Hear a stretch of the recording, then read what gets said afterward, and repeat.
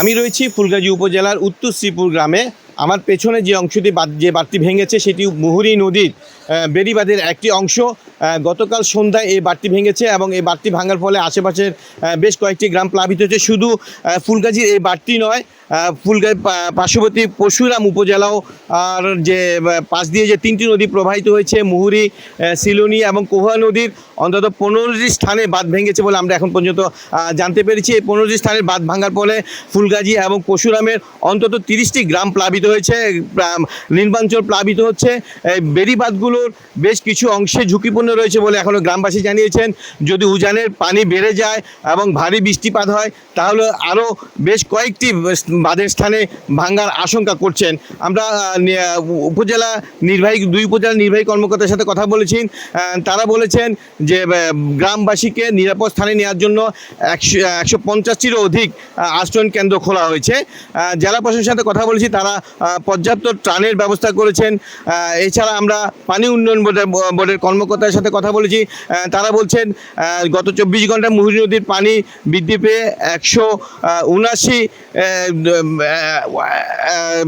Centimetre উপর দিয়ে মুহুরী নদীর পানি বিপদসীমার উপর দিয়ে পানি প্রবাহিত হচ্ছে।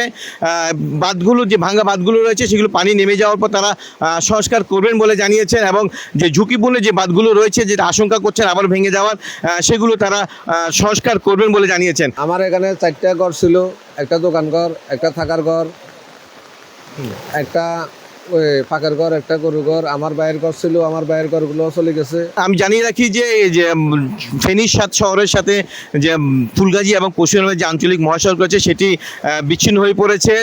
মহাসড়কে পানির কারণে কিন্তু যান চলাচল বন্ধ রয়েছে। গতকাল সন্ধ্যা থেকে বিদ্যুৎ বিচ্ছিন্ন হয়ে রয়েছে দুই উপজেলায় এবং মোবাইল নেটওয়ার্কিং বিচ্ছিন্ন হওয়ার কারণে কিন্তু অর্থাৎ অনেকটা ত্রাণ দেওয়া এবং মানুষের যে নিরাপদ স্থানে যাওয়াটা অনেকটা বাধাগ্রস্ত হচ্ছে।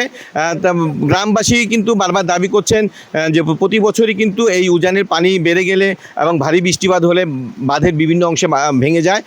তারা ত্রাণ চাচ্ছেন না, তারা কিন্তু এই বাঁধগুলোর টেকসই মেরামত চান এবং তারা অভিযোগ করেন যে পানি উন্নয়ন বোর্ডের গাফিলতির কারণে টেকসই বাঁধ নির্মাণ না হওয়ার কারণে কিন্তু বারবার এই বাঁধগুলো ভাঙা পড়ছে।